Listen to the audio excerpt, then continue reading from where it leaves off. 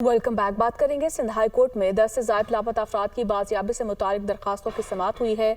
Sindh police ने लापता अफराद से मुतालिक रिपोर्ट पेश कर दी। कहा चाकीवाड़ा थाने की हदूद से 4 लापता अफराद बाजियाब होकर घर वापस आ गए। अदालत ने दरखास्त गुजार की तस्दीक पर 4 अफराद की बाजियाबी से मुतालिक दरखास्तें निपटा दी हैं। इसी पर मजीद बात कर लेते हैं।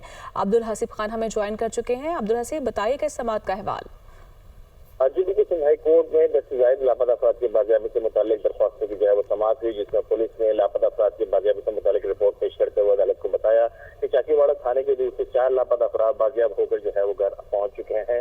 इसके साथ साथ जो दरख्वास्त गुजार थे उनकी जानिब से भी तस्दीक की गई 4 शहरों की बाजियाबी पर, जिस पर अदालत ने उनकी जो दरख्वास्तें थी वो जो है वो निपटा दी। अदालत ने दीगर जो दरख्वास्तें हैं उस पर जो है वो कार्रवाई जारी रखने और लापता अफराद को बाजियाब करवाने के लिए कोशिशें जारी रखने की जो है वो हिदायत की है।